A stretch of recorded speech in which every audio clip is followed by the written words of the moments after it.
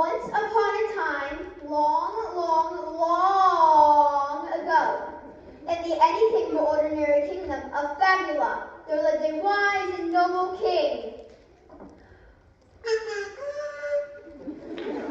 King Tutland! That would be me. And his beautiful queen, the Lady Celeste. That would be me. That's right. Problem was complaining. Hey! Well, it was your friends. But it doesn't. My feet are killing me in these royal slippers. Where is Kayla, the royal Kayla, when you need her? That would be me. No, not yet. What did she just? No, later.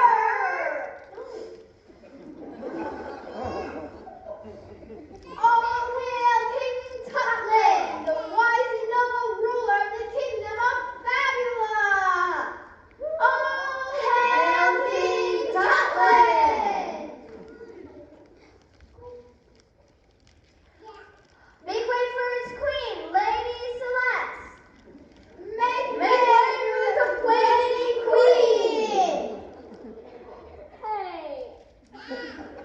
Hear, gentle people of Fabula. The time has now come for us to celebrate our annual Fall and Winter Festival. Huzzah!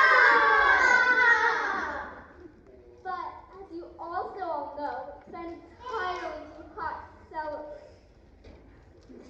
It's true. It's so hot. Why is it so hot? Burning outside. Life is this unseasonable and unreasonable heat. The Queen and I have no choice but to cancel all the fall festivities.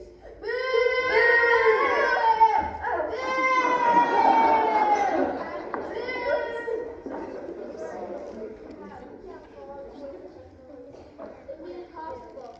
First off, there's nothing you can do about any part of the disaster they Heatwave.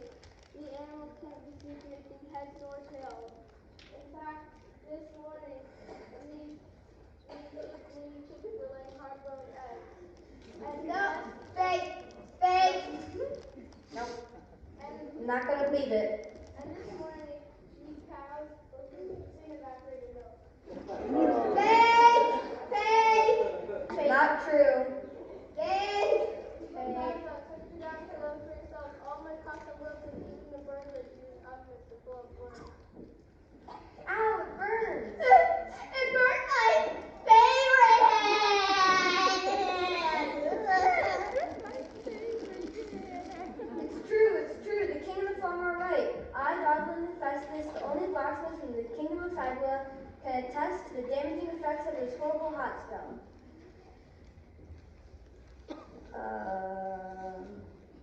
Pardon me. If we choose to hold the festival now, we will not have good lances for the joust, nor swords for the mock battles, and we definitely wouldn't have axes to throw in our axe throwing competitions. In fact, look at these wimpy weapons.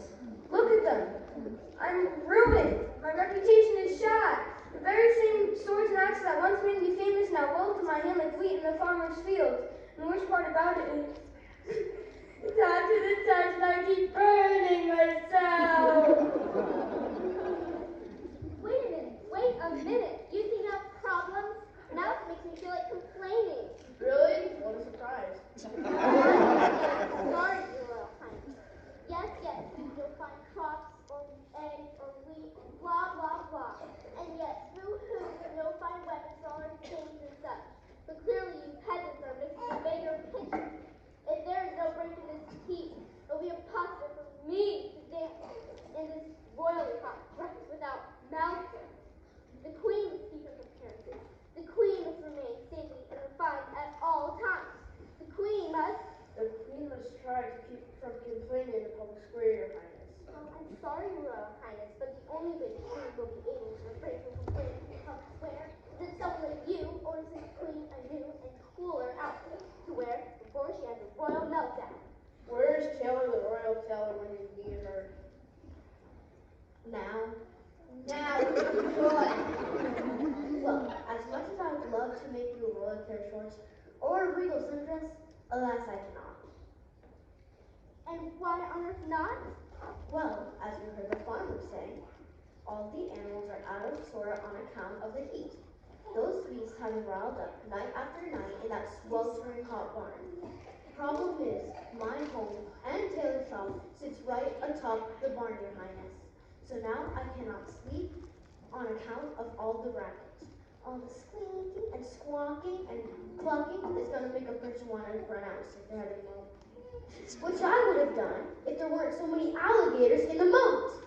So now I'm so bleary-eyed I can't even thread the needle properly. Unacceptable. I must have an outfit, and I must have it now. Your Highness, I simply cannot and will not live under these terrible conditions. Well, the queen can't live under these terrible conditions. Neither can I. We won't do it. We won't do it.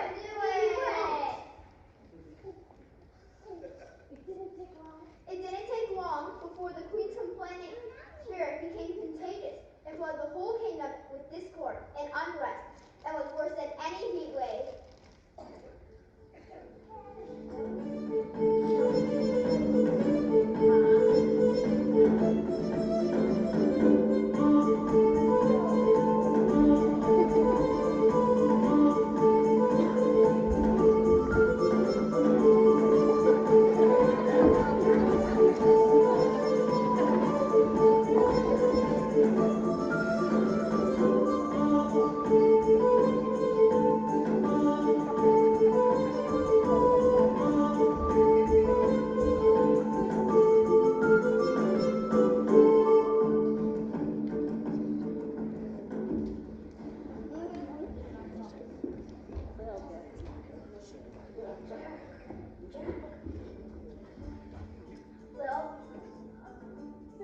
Little by little, the people began to lay one after their problems and stand blame for the true culprit.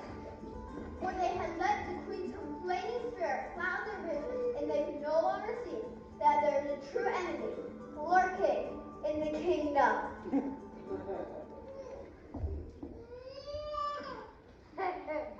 Suckers! They're going to I was right behind all this madness. Well, not only me and the dragon, of course. Or should I say, the dragon and I. Anywho, I'm Sir Dwayne, the king's trusty knight. The one who protects the royal animals and the royal family, etc., etc. At least, that's what they think I do. But alas, I've come from another kingdom. A not so fabulous kingdom. One that sent me to kill, steal, and destroy everything that makes this kingdom of fabulous fabulous. All I had to do was feed the monster dragon cheetahs and baby food, and boom, we were partners. He started breathing fire over this valley until a sweltering summer melted all their hopes and dreams. Now everyone's so busy arguing, complaining, and fighting with one another that I can go around stealing all their finest treasures. Not so fast, Sir Sir Dwayne? Yeah. Not so fast, Sir Dwayne. Not so fast. You thought you came unnoticed, but lucky for us, we had a spy in the kingdom, and that spy has blown your cover. What? Yeah, Farmer Leland's twin, Leland!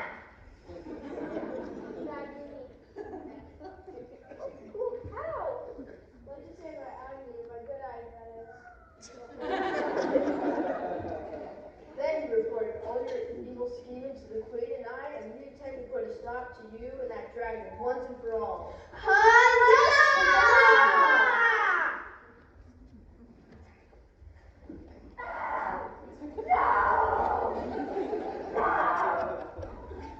And from that day forward, the good people of Fabula, even the queen, decided to change their complaining ways and live by a different motto.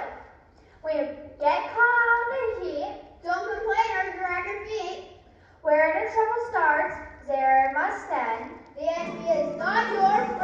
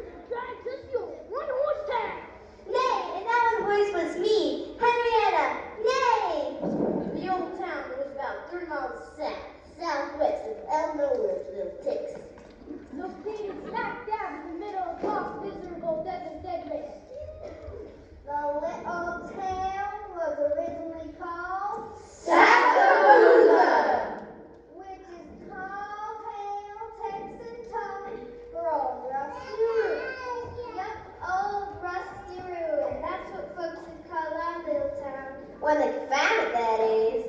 'Cause old Rusty Ruin weren't easy to find. There weren't no GPS that could beat you there neither. No, sir, no GPS to do that. But directions was simple. The first sign of the rising order of the Middle Mesa, all folks need to do is hang a little lefty little thing. Prickly patch that to spoil a mission. Then from Prickly Patch you were about 60 paces as the crow flies until you could be nose to nose with old Buckeye Boulder. But Buckeye Boulder, where it started getting real tricky. Once you got to Buckeye Boulder, you'd have to slowly look over your right shoulder, then spit 3 times. Then you squint your eyes real hard. And voila, how to do, if you were lucky, you see it rising up. Old Rusty Ruin! Now, those who travel Old Rusty Ruin have to be careful because one blink, one sneeze, one burp, one hiccup, you could lose sight of this old dusty town altogether. Being the mayor of Old Rusty Ruin, I can tell you that our little town has some pretty big problems. And being Petunia Clarkson, ladies auxiliary and assistant to the mayor, I can verify that when he says big problems, he means real big problems. Right, folks? Yeah, real big problems. Take, for example, Let's see. How about the Prickly Cactus 3-way stagecoach robbery? oh,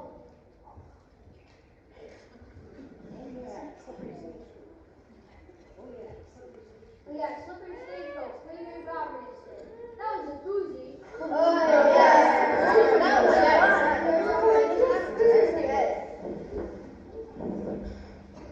As I recall, today is not much different from any other day. I myself, General Sergeant, sending my story like I always do. We're having a sale on shoe fly cactus cream pie. Over at the bank, who misses years count? The bank always counts long time long. 1, 2, 3, 1, 2, 4, 1, 2, 5.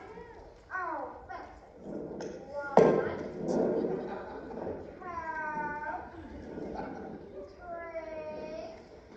And Jack Joe is taking a midday snooze on the bench outside the jail. And Solitary Sam, the card-playing cowboy, was playing himself another round of solitaire over at Sally's Sarsaparilla Saloon. And just stay. Oil again. And sarsaparilla salad. That would me. We're serving up some soda to Sam. I'll have me another soda pop sarsaparilla salad. Coming right up, Solitary Sam. Thank you, Italian salad. You betcha, Sam. And let's not forget, Little Miss. Little Miss Gabrielle Lindsay. Daughter of the richest gold miner in all the Wild West. She was taking a stagecoach right through town. Waving away like the Queen of England. Hi, y'all. Hi. And it weren't no surprise that our two sheriffs were out behind the jail arguing over who's gonna wake the old Jack jailer. Somebody ought to go wake up that bum of jailer. He's snoring so loud he's disturbing the peace. Well, since I'm Sheriff Joan, Sheriff of Old Rusty Ruin, I should be the one to wake him up. Oh, no, you don't. Since I'm Sheriff Barney and I'm the sheriff of this town, I ought to be the one to wake him up. No, I will. No, I'll do it. No, I will. I'll do it. I'll do it. Hey, could you quiet? Could you two quiet down? I'm trying to get some shut eye over here. It was about this time when we saw him making his way to town. So who? Old Rotten Eyed Joe, the traveling snake oil salesman. Not only was Rotten Eyed Joe an ill-tempered traveling snake oil salesman, he was also my evil twin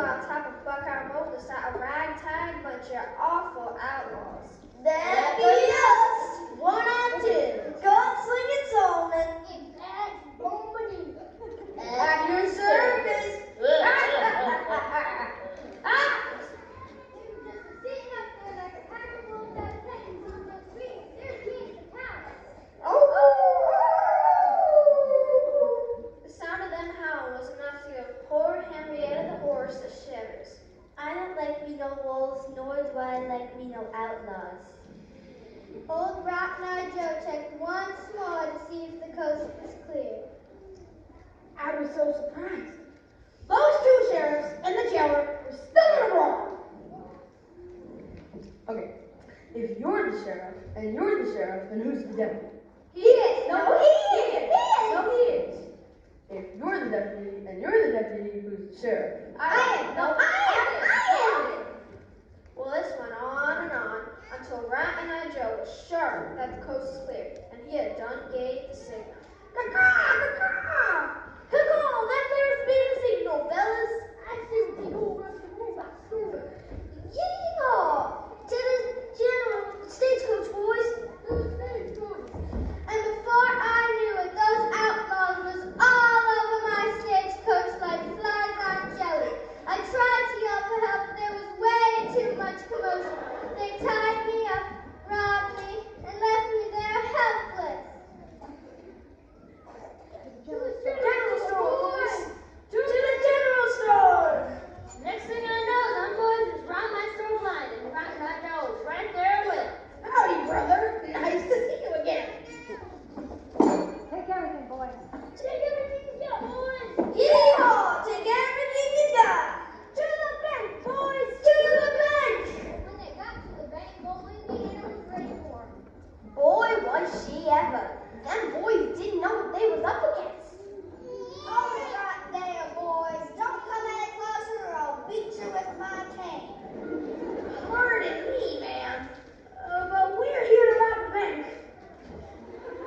I'm sorry, but we don't give no money to no outlaws in here, rusty ruins. You'll have to take it up with the bank. The boys at the bank inspired with Indy.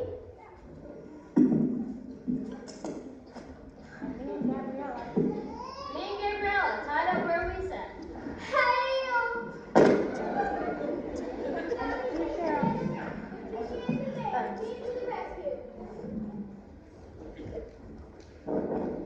We shook up 10 bottles of Sasrilla and poured some hot rocks and mementos down. And it was like the fireworks on the 4th of July. You should have seen it, boys! Get to the jail for the cover! Those thieves, sheriffs and jailers were so scared they ran themselves into the jail for cover. That opened up the door, and after it away the key. And now it's as quiet as a mouse, slipping around old rusty room. And that's just the way we like it. The end.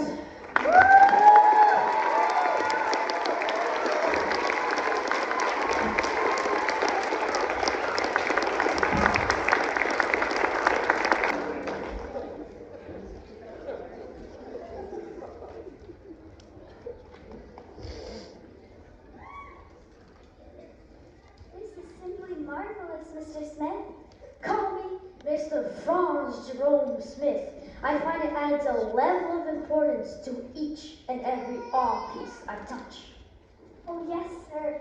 Mr. Franstrom, I have been a fan of your art for years now. Ever since you made that amazing little structure in 6th grade. Iconic. And you know, Mr. Franstrom, how much I admire your use of this medium to enlighten the masses and point your devoted admirers, like myself, to the higher things in life. Never in 1,000 years would I You might think that I do this all for fame, but no, never. I'm a man of the world, an artiste. Never in 1,000 years would I dream that my meager talent could have brought me the fame and fortune I have now. Oh, most deserved indeed. Wouldn't you agree, Miss Margaret? Margaret, what did I say about speaking while I'm painting? Snap out of it. How hard can it be? Never, never, never, never should I see you move an inch from the way I placed you. Remember?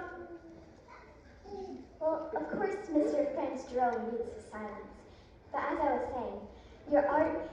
Miss Lucy, may I trust you shall find the door. In other words, scram, kid. I've got things to do. The art show opens in around 10 minutes, and the piece has to be perfect before the unveiling. After all, I am an artiste, and I will not be disturbed, even if it's by deeply flattering praises. Oh, yes, of course. I'm on my way. Truly a pleasure. Yes. See you later.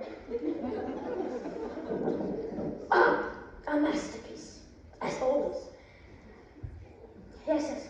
You go. You are dismissed.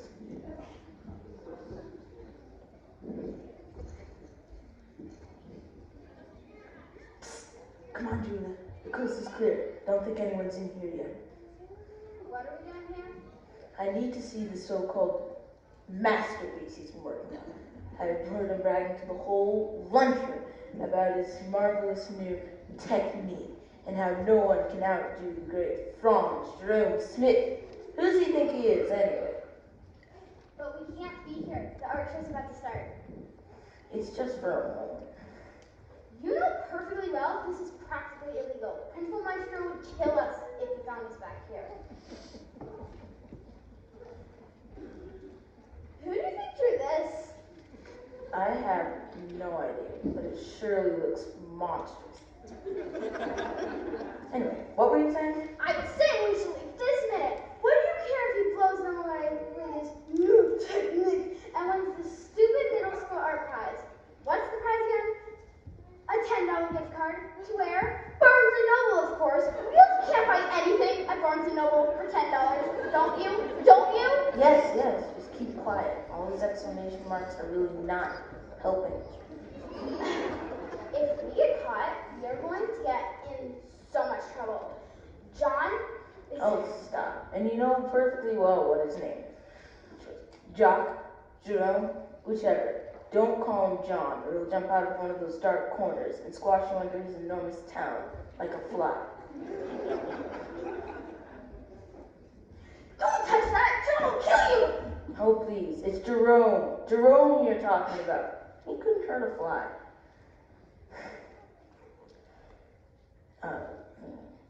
What? Technique? New technique. What? Stick figures. See, he has delusions of grandeur, and we will not allow anyone, except for myself, of course, to have delusions of grandeur in this building. We must. Jackson! Don't you dare. We're so bland. All it needs is a bit of color. No! Oh. There. Much better, don't you think? Paul Jackson Pollock. What do you think you're doing? Don't you know how much trouble we'll get into if someone finds out? Someone finds that. I think it'll be pretty difficult for someone not to find out. It's so much. Don't you see how much better it looks? Grandiose, dramatic.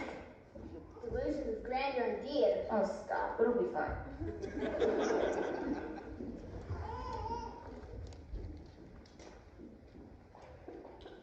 No. No.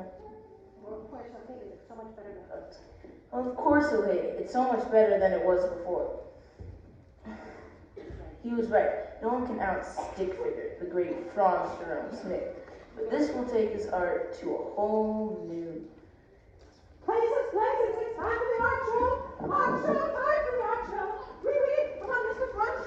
Ladies and gentlemen, it's my distinct pleasure to announce to you now the great, the one, the only Franz Jerome Smith, or as I like to refer to him as John. Hello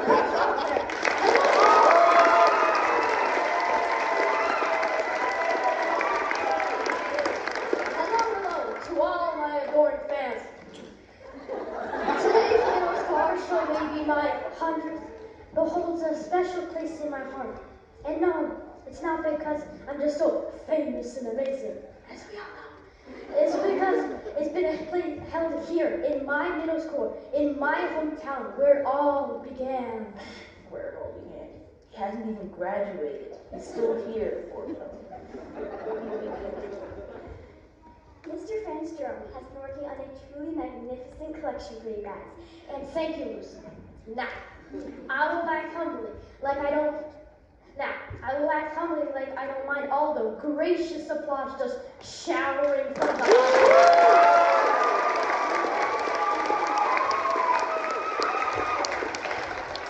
From one piece to another, my gallery, entitled How Original, in celebration of Franz Jerome Smith.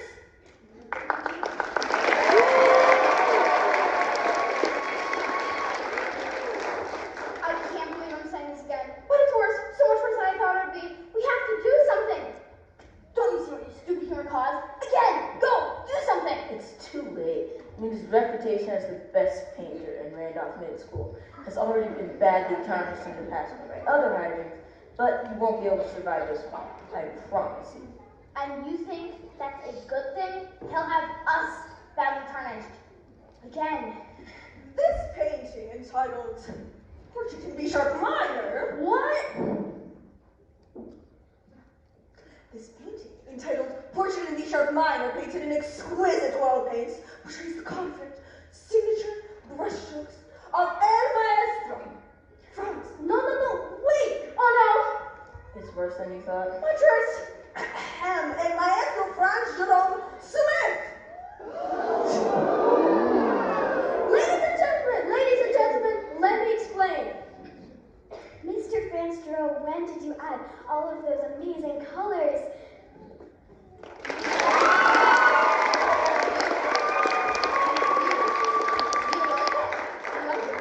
Of course you like it.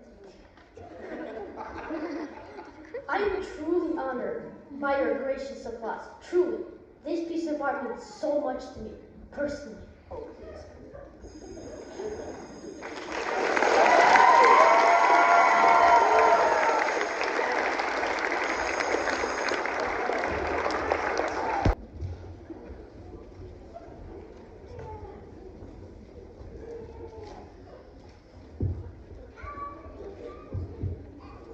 What are you doing? I'm trying to find something, anything interesting enough to write about in the school newspaper. So you're right when you're lost and found him? Yeah, what are you gonna do? Like, write about whatever this is from Peter Jeffrey's watercolor? You got any better ideas? Why don't you put something in there about the science fair? Yeah, but no one's gonna read the school paper because I put an article in there about the science fair. Nobody cares. I care. Yeah, you don't know the other students? Actually, that's not true. There have been 22 students participating in the science fair this year. 22. Go Wildcats. It's still more than we had last year. No, Derek was named on twice. So I might get some back to 21. Like I said, nobody cares. Well, maybe if you put something cool about the science fair in the school newspaper, you'll get more students to sign up. Look, I don't know anything about anything when it comes to science or the science fair. Why don't you write a cool article about it? That would make more sense, don't you think? Yeah. Wait. How did you know Derek wrote his name down twice? I was looking at the sign-up sheet. And why were you looking at the sign-up sheet? Sounds to me like somebody does care. So if I'm not mistaken, you're back up to 22, my friend. Yep. I mean, I know anything about science, but when it comes to math, you might find out skills. So what's the deal? Yeah, I had no idea you were a closet scientist. I'm not a closet scientist. I was just thinking about throwing my hat in the ring. It's no big deal. No big deal. When we were in 4th grade, you said you wouldn't be caught dead participating in the science fair ever again. That's what you said. Well, that was just because I was mad or sad or whatever it was. What are you talking about? My dad. What happened? Her dad was a total science buff. He was like that kooky science guy that made all those videos. He used to do all kinds of experiments and stuff. They had a whole lab set up in the basement. It was wild. Cool. When 4th grade came around, I was finally old enough to sign for the science fair. We had big plans. We were going to make this awesome hydraulic elevator out of those fat popsicle sticks and a series of syringes. There was no way we were going to lose. So what happened? 4 days before the science fair, her dad was given another promotion, Which meant even more time with him on the road. he became head of international sales and had to fly off to corporate headquarters in Japan. My mom said he had to go, but he never even talked to me about himself. He just left, like everything we were working on didn't matter. The guy didn't matter. Needless to say, the science fair was a total bust. My mom took off work, but it wasn't the same. She had no idea how the thing worked, and I couldn't get it set up without help.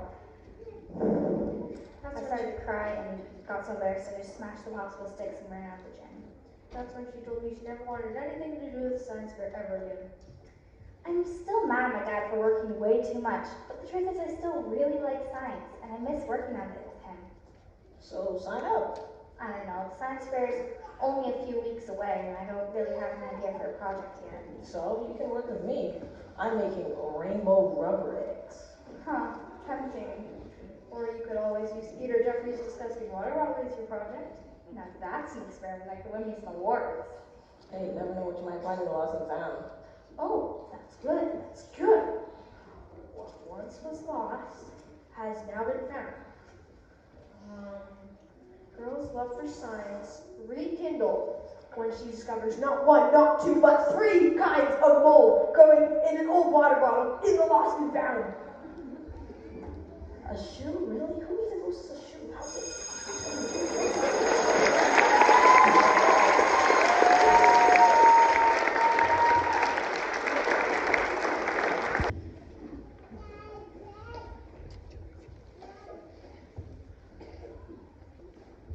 So, what happened? It wasn't me. It wasn't me either. Jerry? Jerry, what were you doing before the fire alarm went off? Just talking. Why? That's it? Yeah, that's it. Why are you staring at us like that? I saw you. Saw what? I saw the vapes. What are you talking about? What vapes? We don't use vapes. That's why I pulled the alarm. Really? That's dumb. Look, I don't know what you saw. Whoever it was, it must have been a trick of the light. I saw you shove them in your bag, Carl, when the alarm went off. What bag? Do you really think we would use vapes, Jerry?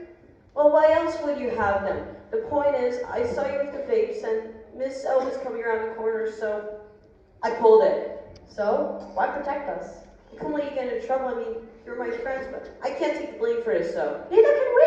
And it's not like we asked you to do it. My parents will kill me. Besides, can't be worse getting caught with vapes. You sure about that? Classes were completely structured for over an hour. Firefighters were called. And you thought that would be better! I don't know, I wasn't thinking. No kidding. The only other person who would do that is Trent, and he doesn't have a brain. Look, none of this would have happened if you didn't think. Stay out of that. You didn't see anything. Yes, I know. You didn't. They know it was one of us who pulled the alarm. You have to admit it was you. But You just can't. sorry.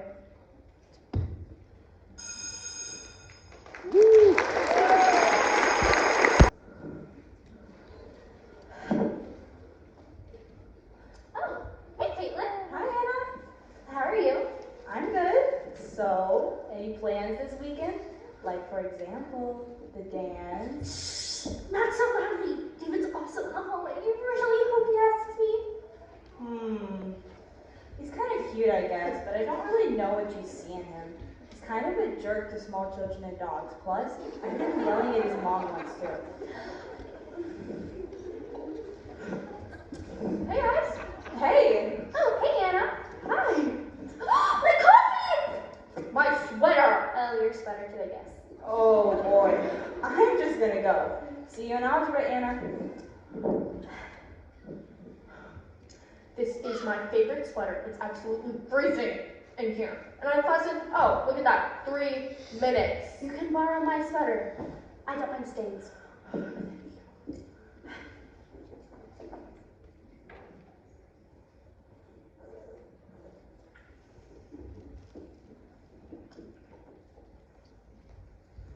You kind of look like me in that sweater. Yeah, sure I do. We should totally, like, switch places and I could, ace your algebra test for you. Oh, that would be awesome. I did not study. I mean, I guess we kind of look similar, but we'd be noticed by Miss Williams instantly, so not worth it. There's a sub today. Come on, we can totally pull this off. You're serious? Yeah. Anna, we look similar, but not that similar. Please. Okay, fine. It's not like anything important will happen today. Here, you take my backpack. Ooh. classes.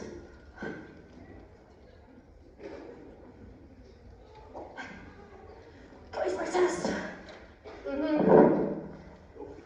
Oh, this is a bad idea. Okay, well, at least it's easy, right?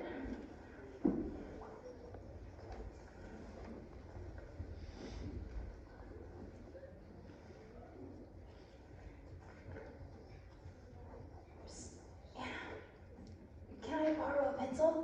Oh, yeah, sure. Yeah, here. Thanks.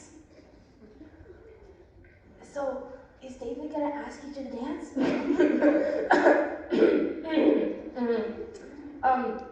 David asked me to dance. I hope not. It smells like he showers and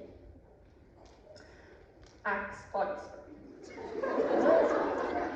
Anna, I thought you and David have liked each other since last year.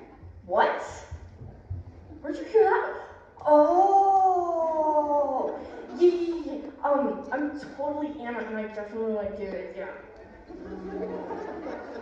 Anna, are you sure you're feeling okay? Your voice sounds different. Oh, hey, I just, finished the test.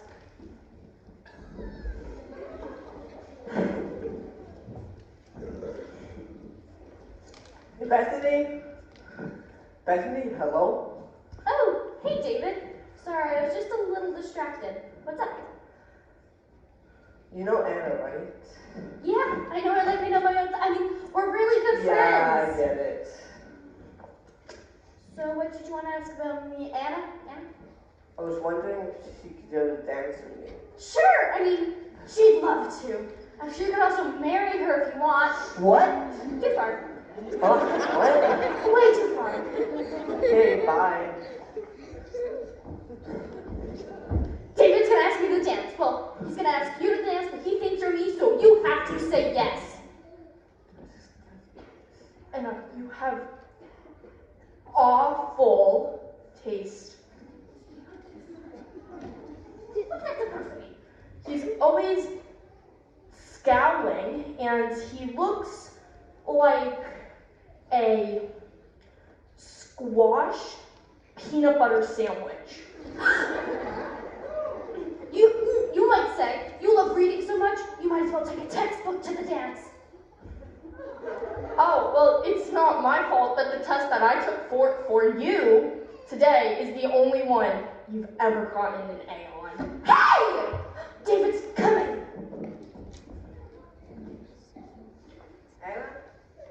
Anna? Yeah?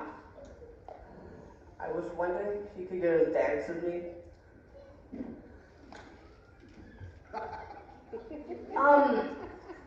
You seem like a person, but, no thank you. Fine. I didn't even want to go with you. My friend dared me to. Why did you say no? Anna, you heard what he said. He was only asking you because his friend dared him to. Yes, but he still was going to ask me. Okay, and I'm sorry if I think you can do better than someone who yells at his mom and kicks small dogs. He only yells at his mother on alternate Sundays.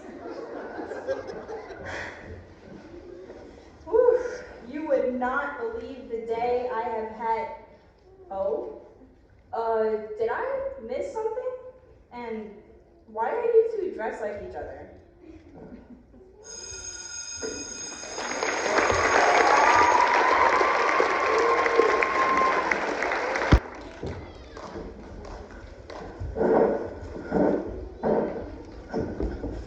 We have a pop quiz next period. What? Jessica told me.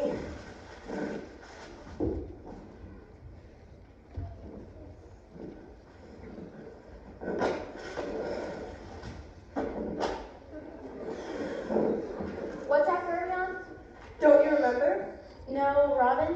What, for? Are you sure? Yeah. The abbreviation of gold. A AG.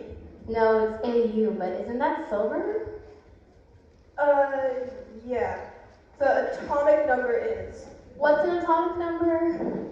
No idea. Why is nothing sticking? I can't even remember doing this. Did we do this? Of course we did. We had to. We did. I remember a little bit. You're right. An atomic number is... Do you think we'll get away with skipping the quiz? Why? You're not worried, are you? Of course I am. I can't do this. You're the smartest kid we know. You have nothing to worry about. I'm not, but of course I do. My GPA has to stay up. Why? We're in middle school. So, I still can't fail. No matter what. What if I fake sick? No, those things aren't true. What if I have an allergic reaction? You go to the hospital for a quiz? Guess not. Maybe. What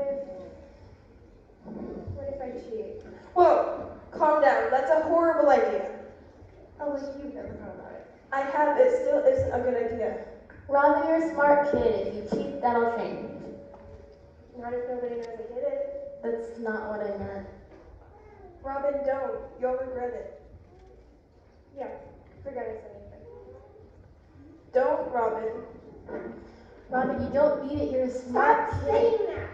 I'm not a smart kid. I just spend all night memorizing and studying. I wake up, go to school, take hundreds of notes.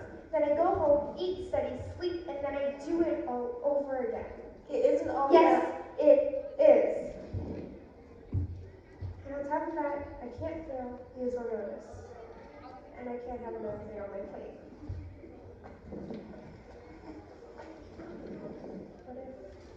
No. Definitely not. Why didn't you study last night?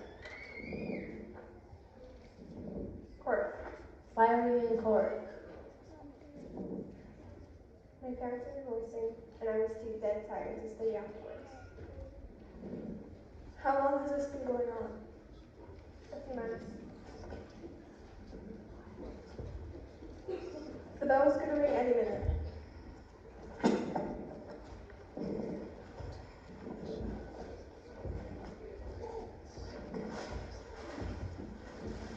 Robin, you'll be fine. One quiz won't ruin your life. What are you gonna do?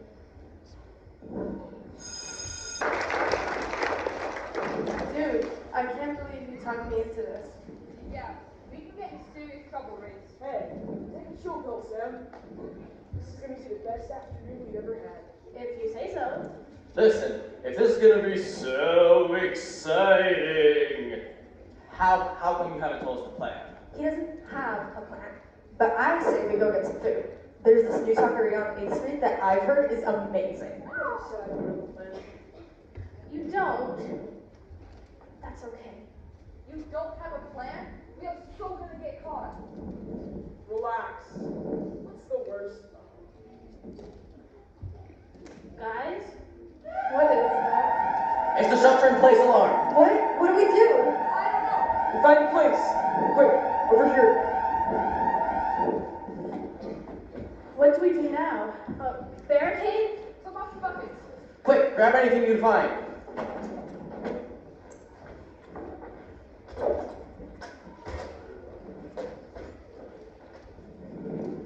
This feels so wrong. Yeah, we just locked ourselves in the closet. There's no way out. It's protocol. We need to turn out the light. Really? We have to be in here? In the dark? They could see our shadows and the light from under the door. Fine. There. We've done everything we can. Not quite. Police? Good idea. Mom? I'm calling to tell you about the shelter-in-place alarm. I'm in the janitor's closet with Sam, Mila, Claire, Jem, and Race. We're safe. Call me when you can. She must be at work. What about the police? I'm sure whoever sounded the alarm called them, if it was necessary. She's right. Now all we have to worry about is me. I seriously need to pee. Right. Guys, what's gonna happen to us? And my sister, what if she didn't make it to safety on time? It's okay, Clara. It's probably through drill. At least we feel together. Smooth. Actually, the floor feels anything but smooth. What is it, concrete? I'm kind of anxious. Don't say it. No. We're kind of huddled here in a dark closet. Not exactly the most, relaxing experience. I don't want to... Don't say it. Okay, but you can't blame me. I just don't see how talking about it is constructive at this point. Should we, I don't know, maybe say a prayer? Or Sam! Come on, man! You're making me anxious! what do you think a prayer does, Jem? You're really making me anxious here. I'm trying to calm down. I'm sorry. Don't know what else to do. And just be quiet. You know, I think we can all agree about one thing. What's that? Let's never see class again. You could say that again. It's Travis. Dude, where are you? This alternate place is over. Mr. Johnson just knocked on the door. Where on earth are you? Mrs. Nelson is really on edge. Well, that's it. That's it! Nobody came looking for us. Unbelievable. Guess it's time to go. Guys, this is all my fault. The alarm would have rung whether we were in the closet or in the class with the other kids. Yeah, don't beat yourself up. You know, little guys gonna look out for each other. We should go back. Yeah, let's go.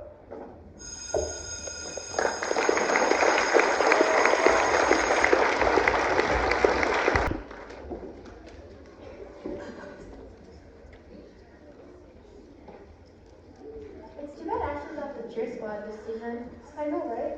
I heard she broke her ankle trying to do a backflip off the school stairs. Ew. Why would she do that? If you ask me, she's not exactly the sharpest crayon in the box. You got a point there. No pun intended. Get it? Point. Sharpest crayon. Wait. Sharpest crayon in the box? What is that even supposed to mean? I don't know. My dad says that about me sometimes. What's wrong, Stacy? Are you okay? I was in the bathroom washing my hands or something. There was a spider in front of me, so I panicked and ran away because I didn't want to get bitten. Come on, you're afraid of spiders. Well, what if it was a radioactive spider? And when it bit you, you suddenly turned Spider-Man and had to wear a spandex costume. Good point. Anyway, what are you guys doing? Coach is holding cheer tryouts for Ashley's replacement today, and he wanted to, survey the prospects. Weed out the weak ones. Oh, I remember when Ashley broke her ankle. I was the one who dared her to backflip down the school stairs. Oh. Oh, there's Megan. She told me she's trying out for cheer today. Hi, Megan. Kelly and Brittany are here to read you out. You're not supposed to tell her that.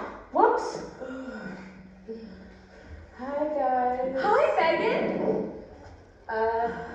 Why do you have a pillow? Oh, just in case I want to take a nap. You do know this is cheer tryouts, right? Yeah, why? No reason? Well, I've been working on a cheer. Do you guys want to hear it? Sure. We got the spirit, we got the fight. We're gonna win the game tonight. We got the talent, bring the heat. Our team just can't be beat.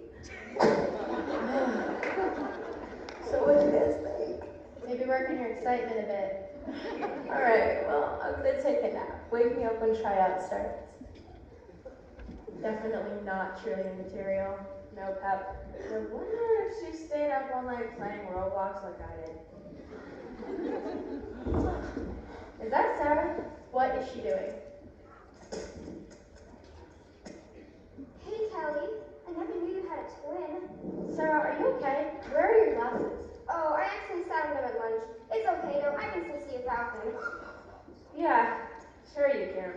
I didn't know the school kept lions. They don't. That's Megan. Oh. Hi, Megan. And cheeseburgers. Sarah, are you here for 2 times too? I sure I am. Is the gym that way? No, that's the janitor's closet. Right. Huh. I don't remember the gym being so small. And why does it smell like cleaning supplies in here? Because that's not the gym. I fear for the future of our squad. But we're doomed.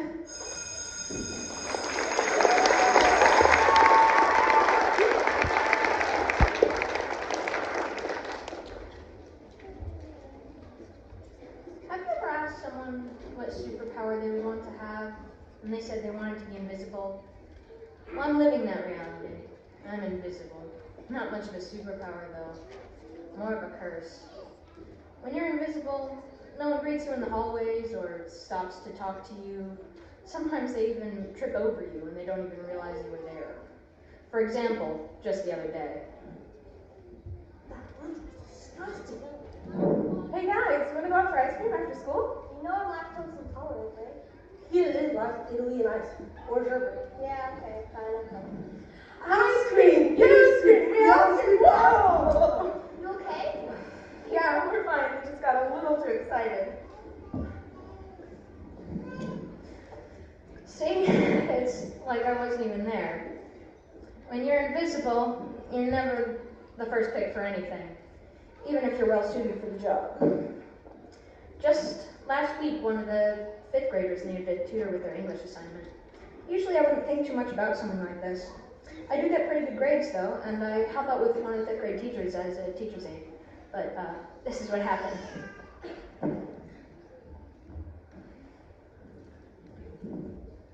Hey, Lon, do you think you could do me? I need help with my grades in literature. I'm sorry, Nick, but I can't. I'm really busy these next weeks. I'm sure you can find someone else to help you, though. Hey, Emma, do you think you could tutor Nick? Oh, no, I'm really sorry, but my family's leaving on vacation tomorrow, so I'll be gone for 2 weeks. Sweet. That's okay. I can find someone else. Oh, hey, Nick, I could tutor you if you like. I really don't have any plans tonight.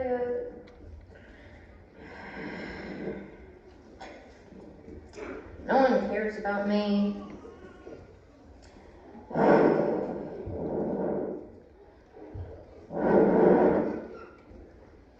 No one cares where I am or what I can do. And just last week, this is what happened. I am so bored. What can I do? Oh, there's Jack.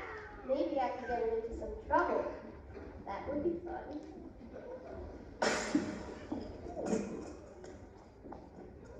Is everything okay in here? Who did this? Jack did it. No, I did not. Did too. I just watched you throw that rock through the window. Is this true, Jack? No, ma'am. I would never throw the rock through that window. She's lying. I'm sorry, Jack, but there doesn't appear to be any other witnesses, and I don't think Esther has any reason to lie. So let's go. Miss Scholl, Jack didn't do anything. It was extra Miss Scholl. Well, I'm sorry, Jack, but there are definitely consequences for this type of misbehavior. You'll have detention every day for a week, and you'll have to pay for the window.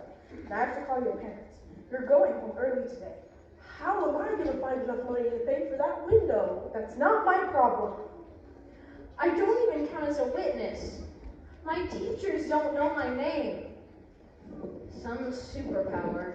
And to top everything off, I don't have any friends. I've never been invited anywhere, and I'm never included in anything. Take this Monday, for example.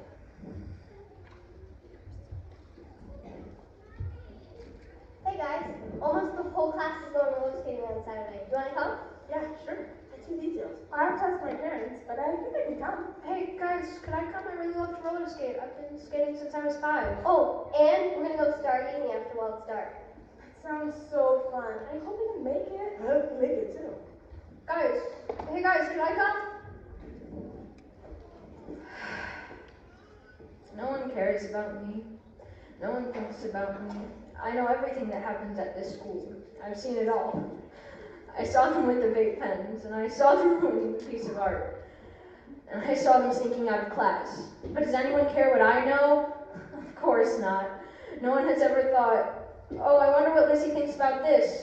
Or, oh, she's such a great writer. Or, oh, she's locked out. I'll open the door for her. When you're invisible, it doesn't just mean that no one talks to you or no one knows your name. It means you wish the opposite. You dream of a life where your name means something. The moment you stop dreaming, the curtain drops and you'll never make it. I will never stop dreaming. My name will mean something. I will have a future. I want to be an author, like Jane Austen or one of the Bronte sisters. I will work my way there, even if no one sees the work that I'm doing. Someday, the curtains will open and the spotlight will be on me, and people will look at me and say, I went to school with that girl. The name Elizabeth Sallow won't be invisible.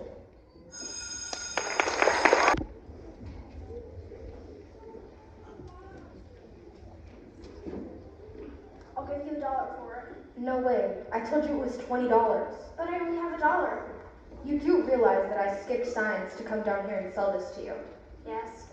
And I told you up front that the price was $20. Yes. And you're offering me $1. That's correct. Why on earth would I sell this to you for $1? Well, the way I see it, there's no other buyers. I turned down the other offers because you told me you would buy it for $20. Right, so they're no longer in the picture. So now you own an item that literally no one else wants, which brings it down in value. You're crazy. Listen, I'm doing you a favor by taking this basically worthless thing off your hands. Let's not waste each other's time. I'll give it to you for $15 and we'll call it good. But I only have $1. I'm out of here. Wait, I'll give it to you for 10. You said you only had $1. In this pocket, and the other I have 9. For Pete's sake, just hand over the $10. Uh-oh. Hand over the $10. Sorry, I don't want it anymore.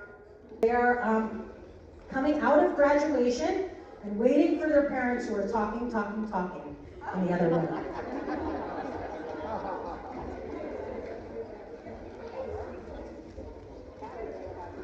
I wish they'd hurry up. I think they're talking about that thing. It could be a while. What thing? I'm lost. What? The thing? You haven't heard about the thing that's happening in Congress? I mean, it's like a huge deal. I mean, my parents were talking about it. Who cares? It's not like it even matters. The government's all boomers with fancy suits anyways. Yeah. Yeah, who cares? I know I don't care. There we go again. Here I am, pretending to agree. This seems to happen a lot. I should just be quiet. Then I wouldn't show how incredibly weird I am.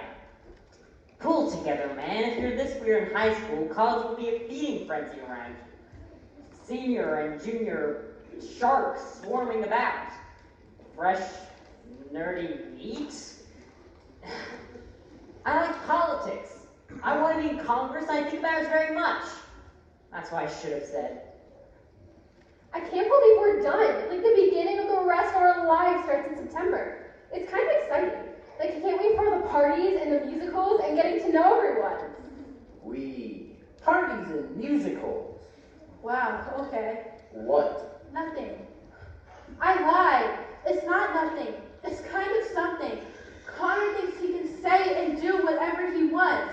He's annoying and obnoxious, and he's always on Julie's case. She's perky, and she's an awful lot. But she helped me when I spilled my milk in the cafeteria in May. Everyone talks behind her back, and I hate it. What good am I if I can't even find my own voice? She's miserable, and I don't think anyone can tell. I'm not brave enough to stand up for her. What good am I? Be quiet. Leave her alone. That's what I should have said. What's taking them so long? This is more boring than Toy Story 4, and I fell asleep within 5 minutes. Well, you aren't exactly known for your attention span, are you, BJ? Hey, I have more important things on my mind. Like, did you know that when you eat tomato soup, it's a fruity concoction of soupy flavors and not a simple veggie meal? That brain certainly works most differently than most. Yes, it does. I know they don't mean anything by it. When I say I can't talk or it's too hard, they kind of just laugh it off. But it's not funny to me. I can barely read. I'm leaving high school and I can't read. When Mr. Blunt talks, I can't even think straight. And they just laugh it off. I want to tell them to stop, but they won't understand. I want to make them understand. That's what I should have said. Dude, you good? You look kind of pale. Just fine. Must have been that pizza for lunch. Never pans out well for me. She's not okay. I said something wrong again. Oh man, I always do that. It's like I never learn. I mean, everyone hates me. I'm insensitive and I say the worst things sometimes. I want friends. I mean, I have friends, but they aren't real ones. They just come over to use my hot tub. I'm surrounded by people, but I'm just so lonely. That's what I should have said. So where are we all headed? Going local, Melbourne U. Hey, Melbourne. Cool. Wait, me too. We can, I don't know, maybe hang out? I'm going to Strand State. That's my dad. He's outside. Outside? Yeah, I gotta go. What kind of dad would show for his own kid's graduation? They don't even care. I don't blame them. I made half the kids at this school wish they could transfer. But not this year. This year, I've really been trying. I've just got a reputation, and some people will never see past that. What I should have said was, I'm lonely. What I should have said was, I'm sorry. I didn't really mean to hurt you guys. I wish you could start over and you could forgive me. That's what I should have said. Right. And this is the story of Joan of Arc. No eggs. No eggs? Thousand thunders, man. What do you mean by no eggs? Sir, it is not my fault. It is an act of God. Blasphemy. You tell me there are no eggs, and you blame your maker for it. What can I do? I cannot lay eggs. You lay...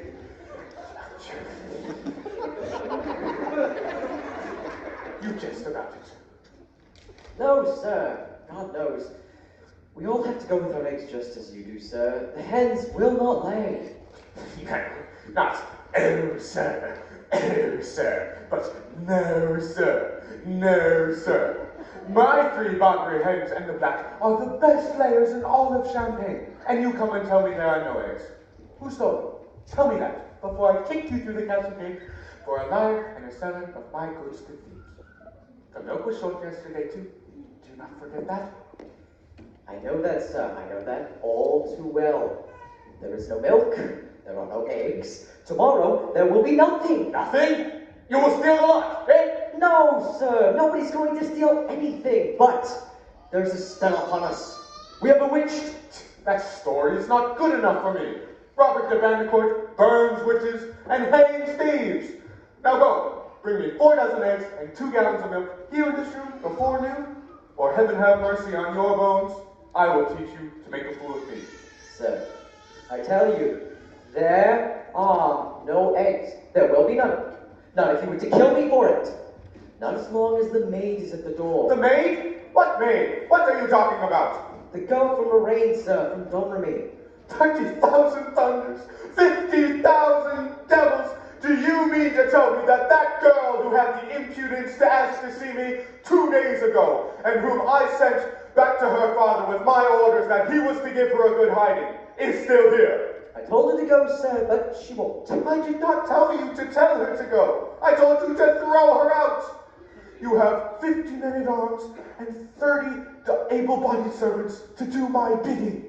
Are they afraid of her? But, sir, she's so positive. Positive? Now I'm going to throw you downstairs. No, sir, please don't. Well, stop me by being positive, then. It's quite easy. Apparently any mere girl can do it. But, sir, you can't get rid of her by throwing me out. We're not afraid of you, sir.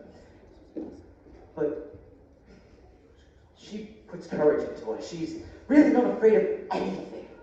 Perhaps you could frighten us out. Perhaps. Where is she now? Out in the courtyard, talking to the soldiers, as usual. She's always talking to the soldiers if she's not praying. Praying? You believe she prays? You idiot! I know the sort of girl who is always talking to the soldiers. She shall talk to me a bit. Hello! You there! Is it me, sir? Yes, you! For you, Captain. The impudence. Yes, I be captain. Come up here. Show her the way, you.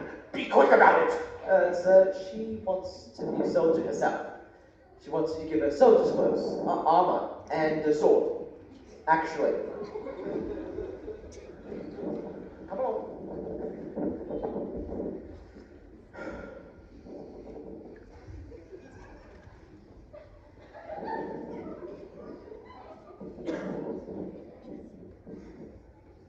Good morning, Captain Squire. Captain, you're to give me a horse, an armor, and some soldiers. And send me to the Devon. Those are your orders from my lord. Orders from your lord? And who the devil may your lord be? Go back to him and tell him that I'm neither duke nor peer at his orders. I am Squire of Bandicourt, and I take no such orders except from the king. Yes, Squire, that is all right. My lord is the king of heaven. The girl's mad. Why didn't you tell me so, you blockhead? Sir, do not anger her. You know what she wants. They all say I'm mad until I speak to him, Squire. But you see, it is the will of God. You are to do what he's put into my mind. It is the will of God that I shall send you back to your father with my orders to put you under lock and key to thrash the madness out of you. What have you to say to that? You see it all coming quite different. You said you not see me, yet here I am. Yes, sir. You see, sir? Hold your tongue, you! Yes, sir. So you are presuming on my seeing you? Yes, Squire. Now listen here. I am going to assert myself. Please do. The horse will cost 16 francs. It's a great deal of money, but I can save on the armor. I don't need beautiful armor made to my measure like you wear. And soldiers-wise, the Devon will give me all I need to raise siege of Orleans. To raise the siege of Orleans? Yes, Squire. That is what God's sending me to do. 3 men will be enough for you to send with me. If they are good and kind to me, they have already agreed to come. Jack and Polly. Polly, you impudent baggage! You dare call Squire Burton's Polly to my face! Yes, Squire, that's what his friends call him. I did not realize he had any other name. Jack. That is Monsieur John of Metz, I suppose? Yes, Squire. John will come willingly. He's a very kind gentleman and gives me money to give to the poor. And John Goodsnake will come too, and Dick the Archer, and their servants. Oh, what were their names? John Poncourt and Julian. They will all come. It'll be no trouble for you. I've arranged it all. You've just to give the order.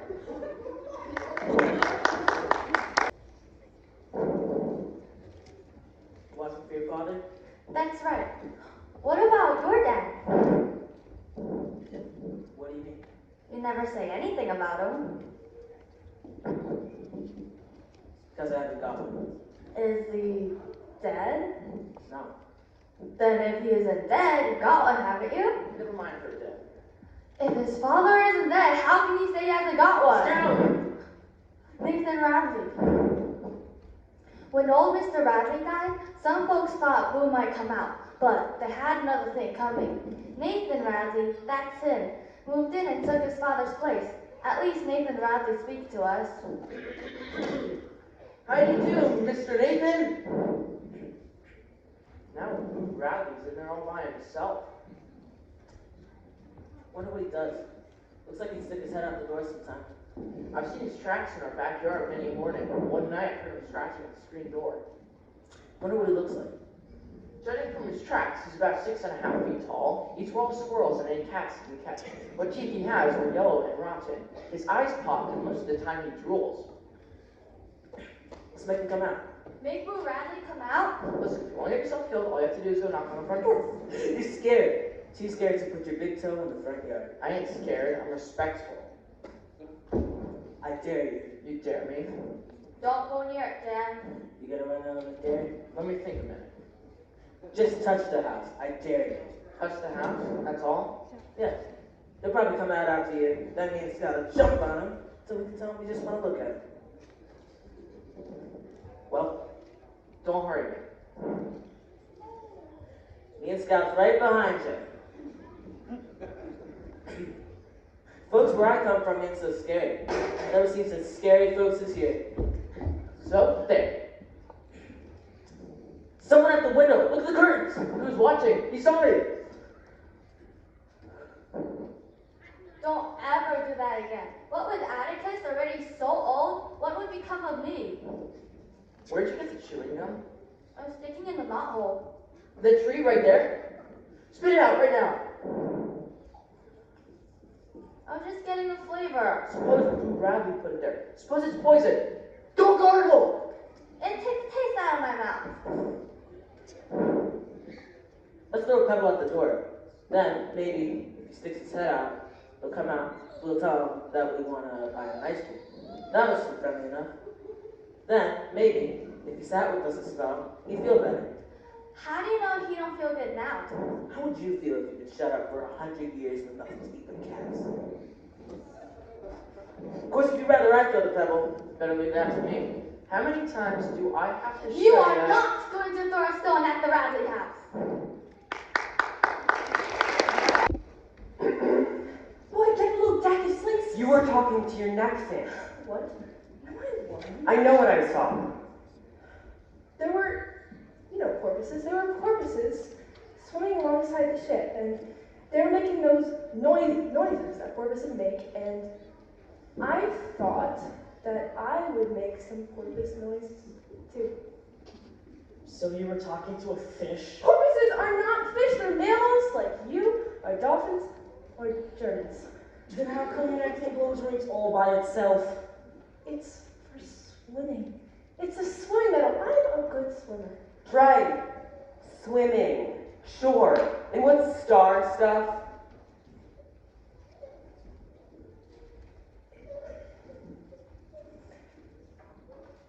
Decision. I'm going to trust you. Why? We're just boys. I know. You like to look at the stars, right? Well, there they are. There's so many. They look safe, don't they? Kind of just like up there like diamonds. I like when they shoot across the sky.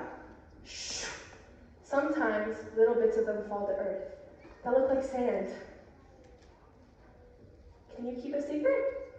I can. We can. Those little bits are called star stuff.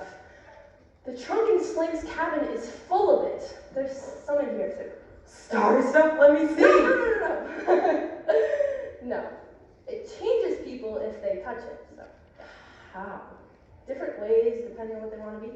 So, if somebody gets their hands on this star stuff And they're evil and greedy like Genghis Khan, or hungry for world power like Caesar or Napoleon or on. Who's that?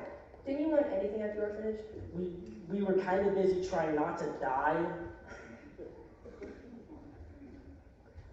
So if star stuff's so dangerous, why are you after it? I'm something called a Starcatcher. We have these powers that we use in secret to keep star stuff away from tyrants who are trying to rule the world. You mean like Queen Victoria? No, God save her, that's different. She doesn't need star stuff to rule the world. She's British. So if star stuff's so dangerous, why are you after it? And what even are you? I'm Starcatcher.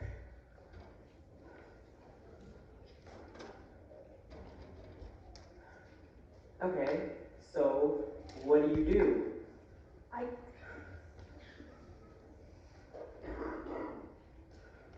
Come on, you can do some magic for us, right? No, it's not some magic show. I'm not some magician guy. Well, I mean, if you can't do anything. Fine. Whatever. To have faith is to have wings. Whoa! Satisfied? Come on, the cat was flying. I want to fly too, like you and the cat. Get serious, will you? Star stuff has to be destroyed. You want me to destroy it? No, don't be ridiculous. My father is going to throw it to the world's hottest active volcano, Mount Jalebia or something. Where's that? Rundun, wouldn't you know it? The thing is, King Zarboth would kill for even a thimble of Stark stuff. It's no problem. I'll just be the king's new helper. So when we get to Rundun, I'll ask him for it. You're not, okay. You're not going to be the king's new helper. You're going to be snake food. Yeah. The king likes to buy orphans like yourselves and feed them to his snakes. So Grimkin lied! King Zarboth III is evil. He's the evilest Zarboth yet. Grown-ups always lie. It's all they ever do. You want to help me? Then help me get that chunk to my father. Hey, you know what? Forget it. Why should I help anybody? Yeah, what's anybody ever done for me?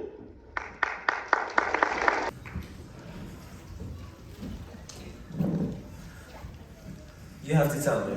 I really don't. You have to tell me. You can't just dangle words like that and then shut down. Words like what?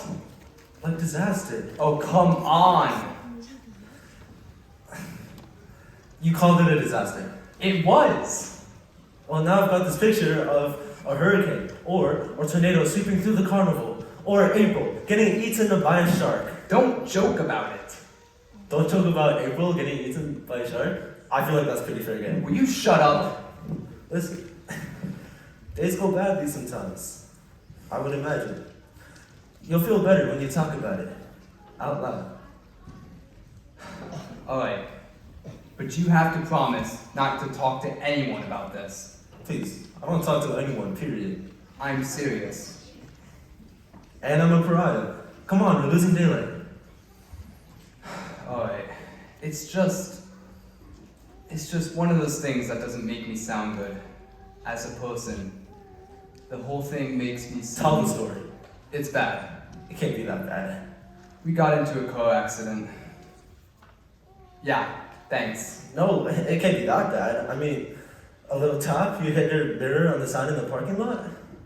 I hit a truck. You hit a truck? Are you okay? Is April... Oh, okay. You seem fine, otherwise you wouldn't be here right now. Is the truck driver okay? Is the insurance company okay? Will you calm down? Is April okay? I thought she was fine at first. We just kind of hit it and both of us shot forward. And then we pulled over and got out of the car and we were fine and okay and everything. But then she started crying. Oh no. It was her hand, I think. Sprained or something. It was probably the airbags. I don't know. But I really thought everything was gonna be okay. The truck guy was actually a truck lady, and she was really nice. And the car doesn't look that bad. Looks like Picasso's version of a Honda Civic. But April. Is she okay? Her parents came and picked her up, and they said they were gonna go to the clinic to check out her hand. It was all very, very tranquil. Like everyone thought I was gonna lose it, so they were all acting really calm just for me.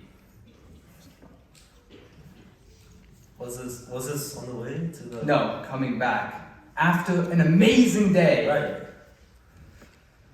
She texted me nothing was broken. On Saturday. We haven't talked since. I don't think your date went very well. Oh man, Leo, she's gonna be here any minute. It wasn't your fault, was it? You know, the... Accident, Leo? Yeah. The accident? I'm not a trauma victim. And no, I don't think so. But I'm a minor, and I was behind the other car. I'm gonna get blamed for it anyway. Yeah, maybe. This is gonna be one really awkward morning. No, it won't. Not at all. Maybe a little.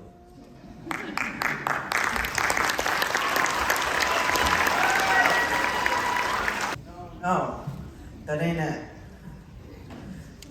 Barleycorn, barleycorn, engine meal shorts, spunk water, swallow these warts. And then you walk away quick, 7 steps with your eyes closed, and you turn around 3 times, and all your warts is gone. Sounds about right. You ever tried it, Hook? No, but a Mother Hopkins told me. Mother Hopkins? Well, I reckon it's right then. Say she's a witch. Say, what time I know she's a witch? How'd it go again? Barleycorn, injamil shorts, spunk water, swallow these warts. Let me see. Barleycorn, injamil shorts, spunk water, swallow these warts.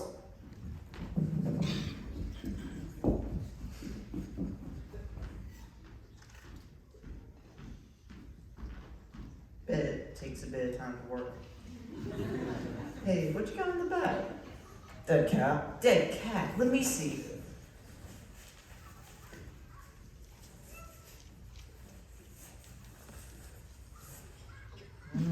It's pretty stiff.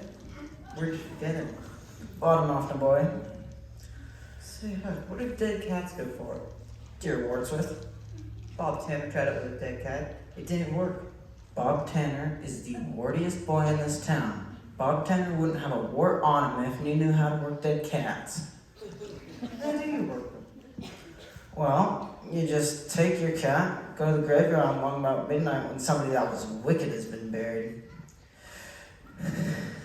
And when they're taking that wicked feller away, you just throw your cat after him and say, devil follow corpse, cat follow devil, warts follow cat, I'm done with you. Shoot, fetch any wart. You gonna try the dead cat? Tomorrow night, they're burying old House Williams, and he was wicked enough, I reckon. Can I go with it? Of course, if you ain't afeard. Ain't likely. You mew with me at my window? Yeah, but you mew back this time. Last time you kept me mewing till the neighbors took to throwing rocks at me. I will, Hug. Sure this time. Tomorrow night. Tomorrow night.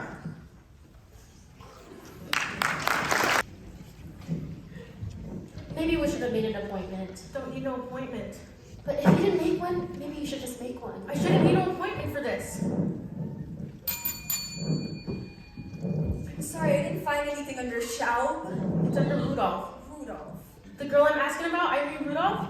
Did she file the complaint? No, the dentist did. Dentist. Dr. Neff, Irene's dentist, said she might have Fossey John. He complained to the health department about it. But when I asked him about it, he said he hasn't heard of nothing. It's been more than 6 months now. Fossey John, you said? Yes! Catherine, it could have been like your doctor said, a blood infection. Yeah, but what gave it to her? That's the thing. What was it from? From dirt. You get infections from dirt. From dirt? Her face puffed up like a pumpkin. Her jaw rotted so bad she couldn't eat nothing. You think you get something like that from a little dirt? You get it from the phosphorus. They're telling everyone it's radium in that paint, but it's really the phosphorus that makes it glow. Well, honestly, Catherine, you can't believe that. You saw her, Grace. Catherine, it was like you said. They never let you work up there in the first place. Sure, they shut the place down. Shut it down? Who's gonna shut it down? I don't know, the county? Honestly, Grace, you're such a ninny. Hey. How are they gonna shut it down if they don't even know about it? Ever think of that? Oh, come on. It's alright, Tina. She's got no business talking to you that way. She's just upset. Upset? She's gone around the bend. She probably thinks they're dumping arsenic in the drinking water now. Next it'll be they're kidnapping babies and using them to stoke the furnace. Go ahead and laugh. You won't be laughing so hard means you coming in here 6 months from now asking after Grace. But for crying out loud. Catherine, it's just a toothache. Yeah, just a toothache? You wait, Grace, you wait. One morning you'll wake up, your gums hurting so bad you won't be able to open your mouth. So weak and sick, you won't be able to stand up. Stop it, Catherine. The pain's so bad you won't be able to sleep, and your face so swollen you won't be able to stand the sight of yourself. I said, stop it! Grace is fun. Right, Gracie? Irene Rudolph? Yes. She works at the Radium plant. Yes, ma'am.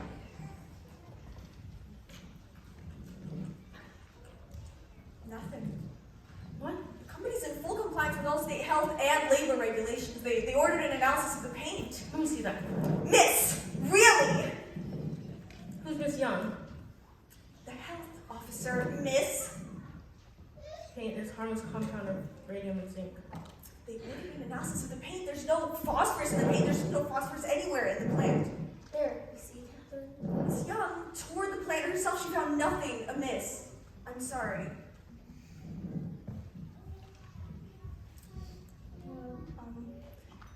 Guess we can get some lunch then. I'm gonna file another complaint. They already I'm did. gonna file another complaint. Catherine, these folks, they're busy here. I wanna file another complaint.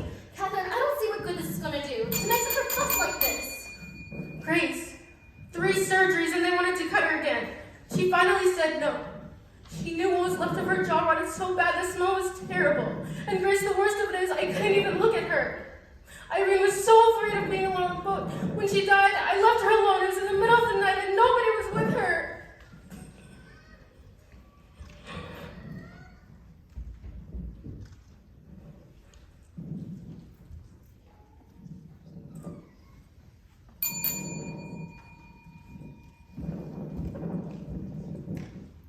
I'm sorry, can we have another form? My friend would like to file another complaint. Another complaint? Is the girl still sick? No, she died. Wait right here.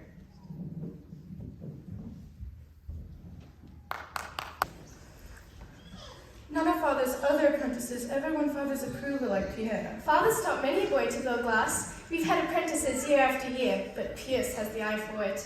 That's what our father says. Pierce has the lungs. Hardworking too? So Father says Pierce will inherit the business. That is, if he marries One of us two. Marry? God help us. Pierce never speaks to us. Nose in the air and silent and rude. Even at supper time, Pierce doesn't speak. He crouches down low like a dog at his food. Both of us hate him. Marriott's older than me, and the same age as Pierce. If he marries my sister, he'll get the shop sooner. I won't be ready for 5 or 6 years. Marriott's dear to me. How can I sacrifice her to that boy with the sticking out ears? How can our father be so tyrannical? Nobody in her right mind would want Pierce. Maudie's younger. Probably Pierce would prefer someone younger instead. And Maud is so pretty. Even though Maud's the one who put all those slugs in his bed. Pierce isn't bad looking. Not when he's laughing. His hair is uncombed, his clothes are arrayed. He'd look a lot better if only he smiled. But Pierre's an orphan. He's proud and shy. If I have to wed Pierce, I'll go out of my mind. It's not that I like him. It's just that it's kinder. The way he scratches. The way that he peers at what he's scratched up. And, of course, more refined to treat him with earwax, courtesy. Grime from his skin. He's alone in the world, and I know that he's often been lonely. He's lousy, and his fingernails. Sometimes when I watch him, I'm aware of a kind of a tug at my conscience. What if I befriended him, mended his tunic, tended to the burns on his fingers, his bedbugs and fleas? I know it would happen. My sister would tease. And then there's his haircut, there's the shape of his head. He looks like a hedgehog, but Maid wouldn't dread a marriage with one who's so churlish and rough. The truth of the matter, I'm not brave enough, is that Father is thinking, constantly shrinking, of business and profit, of shillings and pence. I should have more courage and follow my conscience. However Maud teases, I should have more sense. He ought to be thinking of his poor daughters. Why must we submit like lambs to the slaughter? I ought to tell Maud, we both should hold our tongues. Must Marriott wed because Pierce has good lungs. I must find a way to follow my conscience. I must find a way to change Father's mind. Of course, I'm too young to be thinking of marriage. My only thought is to be decently kind. To marry man. There's no time to be lost. It's a matter of wait. If I have to accost him, I'm going to tell Father we simply hate Pierce. I'll go down on my knees. I'll say please. I'll shed tears. You spend your whole life together? I'm willing to beg. Your children, your work days. I'd rather have the plague. Your sorrows, your pleasures, your ale and your bread. I'd rather have leprosy. And from your back. I must think over clearly what Father has said. If I must be wed, then when all's done and said, I'd rather be dead than wed Pierce. What's your cat's name? Maoshi.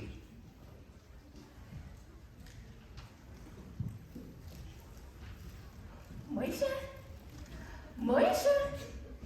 Moisha?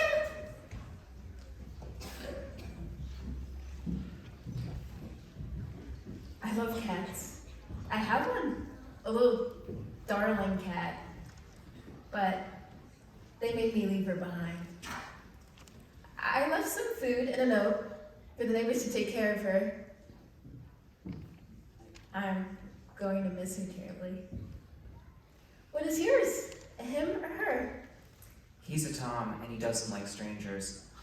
Then I have to stop being a stranger then, won't I? Is he fixed? Huh? Did you have him fixed? No. Oh. You ought to have him fixed to keep him from, you know, fighting. Where did you go to school? Jewish secondary. But that's where Margot and I go. I never saw you around. I used to see you, sometimes. You did? In the schoolyard. You were always in the middle of a bunch of kids. Why didn't you ever come over? I'm sort of a lone wolf.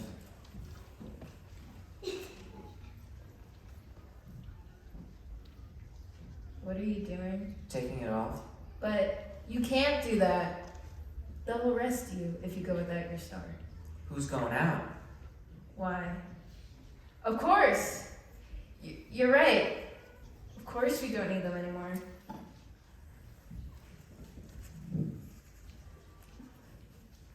I wonder what our friends will think when we don't show up today. I didn't have any dates with anyone. Oh, I did. I had a date with Joby to go and play ping pong at her house. Do you know Joby DeWall? No. Joby's my best friend. I wonder what she'll think when she telephones and there's no answer. Probably she'll go over to the house. I wonder what she'll think. We left everything as if we'd suddenly been called away. Breakfast dishes in the sink. Bed's not made.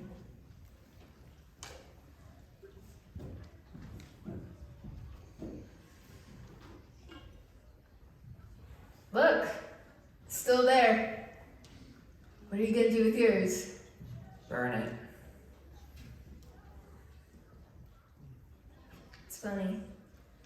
I can't burn mine away. I don't know why. You can't throw something they branded you with that they made you wear so they could spit on you? I know. But after all, it is the Star of David, isn't it? Maybe it's different for a girl.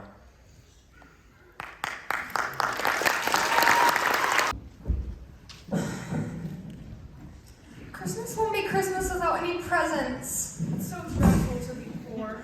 I don't think it's fair for some girls to have plenty of pretty things and other girls nothing at all. Well, we have father and mother and each other. We don't have father, and we won't for a long time. Well, there's a war on, and I think it's splendid of father to go as a chaplain as he's too old to be a soldier. I wish I were a soldier. I suppose we have to humor her. We don't have father, but we have me. And what we're gonna do, girls, is make our own kind of Christmas. You aren't father. No, but I'm to take his place. He said, a homemade Christmas, I say. A Christmas of our own invention. You pretend you're father just because you wish you were a boy. So what if I do? And you want any excuse to boss us. Oh, fiddlesticks. The play you've been rehearsing, girls. Why don't we present it to Mother for Christmas? Yes. It's almost ready. If you know your lines, Amy. Well, I do know my lines. All right, we'll have the play, and that's not all. Last Christmas we had plum pudding and cranberries and oysters and presents all around. This Christmas we have corn pudding with raisins. Raisins, mind you. At least Joan and Meg are old enough to go out to parties, but Beth and I will have to stay home with our raisins. Well, I won't be going to parties. My white muslin dress is worn out, and Joe spilled tea on my tarlatan. Joe spilled tea. Don't peek, Amy. It's not just the tea stain. The dress is torn and mended in 3 places with a seam giving out of the back. Well, pretend you're a poor foreigner just blown in from a storm. Or a spy under orders to attend parties. And what is so wrong with parties? Oh, don't get her started, Amy. People ask you to dance is one, and you're hurt if they don't, disgusted if they do, and then you step on their feet. Boys. Yes, unless you're a boy yourself. Then you can stand with your back to the wall and frown down on everything. Which is what you do anyway, isn't it, Joe? Well, if you won't dance, Joe, at least you could flirt. Flirt? If you're gonna flirt, Meg, I'll have to stop you. Because before you know it, some young man comes calling. What's that on your nose, Amy? It's a clothespin. If you're gonna put a clothespin up there in the breeze, Amy, you might as well wash a handkerchief and hang it. Some young man comes calling? and then comes calling to try and marry you. The worst thing. I don't see why that's the worst thing. Doesn't that hurt? I don't care if it hurts. I want my nose to be extinguished, not flat and stumpy. Extinguished? In every feature, delicate and extinguished. I think you mean distinguished, Amy. They marry you, and then you cook and sew and take care to be as sweet and pretty in every feature. Extinguished and your adventures are over, you may as well be dead. Listen, Joe. Marmee married Papa. That's different. They're her mother and father. Well, don't worry, Joe. If I have to go to a party raggedy, I'd really rather stay home. Shoo, Beth, I'll let you see in a minute. But I must go dressed raggedy every day to school. School is not a party, and yes, you must. Well, we're meant to go out and see the world. I only mean it's good to be home at Christmas. Nobody sits at home but me. Do you think you'd like to try school again, dear? No, I simply can't bear so many faces. Well, you're bashful, Beth. But you work very hard at home, and your piano takes you to other places, doesn't it? To land enchantment. I'm writing you a story, by the way. Now. How's this? A Christmas present. It's for me, isn't it? Amy. Where did you get it, Joe? I bought it with my Christmas dollar. You were supposed to spend that on yourself. I did. I spent it to please myself. It's not for that new boy, is it?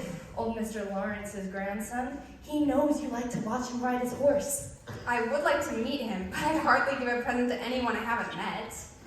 I've guessed who it's for. You're too far afield. It's for Mother. Yes, it's for Marmee. I thought that would make me the happiest. Well, let's get cracking. There's a play, and carols to sing, and one present for Marmee. 2, I bought her a pair of gloves. And I bought her handkerchiefs. Bravo, Meg. Bravo, Beth. And I kept my dollar. It's all right, Amy. It's yours. It's just I haven't decided how to spend it yet. If I'm to be an artist, I must have pencils. Faber's drawing pencils.